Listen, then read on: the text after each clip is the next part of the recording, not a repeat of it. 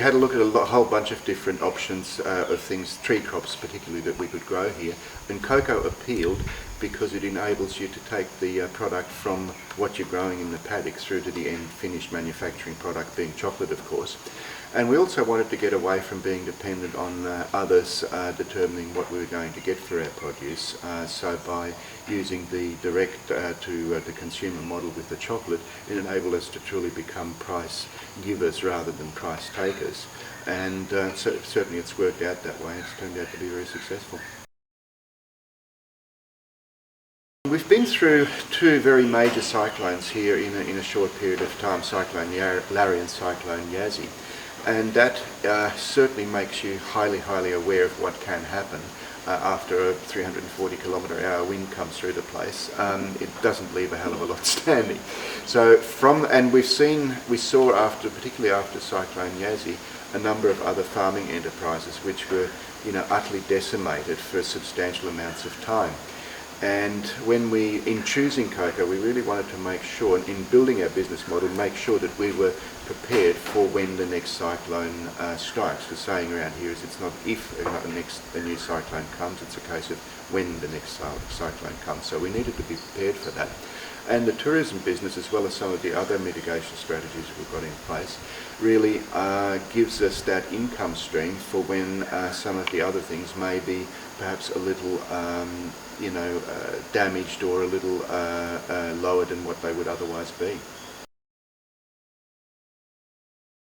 It's been a very interesting exercise actually. We didn't quite realise how fascinated people are by the concept of seeing how cocoa is grown. Everybody eats chocolate. Very few people, however, have seen it grown, mainly because of where it's grown around the world.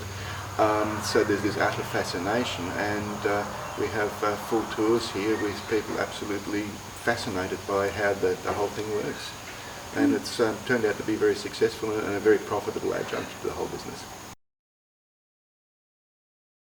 There's several. One is the trellising that we employ here to actually grow the cocoa. So, and it's been proven in Cyclone Larry that the trellising protects the trees.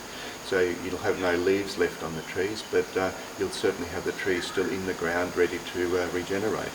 With a couple of little tricks like painting them and so on to stop sunburn, you can be back in production in a relatively short period of time. In addition to that, we continue to have a very good relationship with other growers here in North Queensland, as well as in places like the Pacific Islands and Papua New Guinea, so that if our production here is lower as a result of the cyclone, it means that we can use produce from those other areas to shift our production into. And so there's no interruption to the supply of the chocolate at all. What we use here is the open Tatura system, and that was designed over a period of 40 years by a guy called Baz Van Enden. So it was developed in the township of Tatura, very close to Shepparton, Victoria.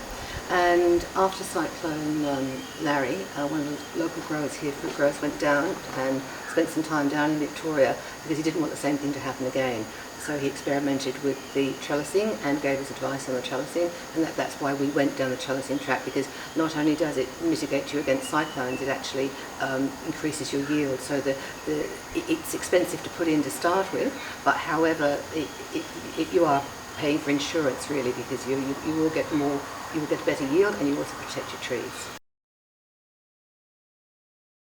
It was conceived primarily as a production facility, as a processing and production facility, but with the experience that we've had with the enormous interest in the tourism component of it, we can readily adapt that to be a bigger version of what we do in terms of tourism right now.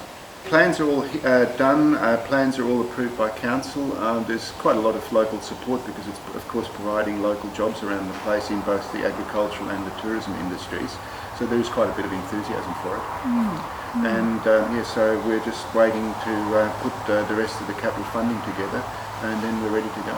And that's also where the extra 40,000 cocoa trees will go now that we've learned our lessons from our trial plantation. And as I said, it's bringing all the components together and making it all fit together.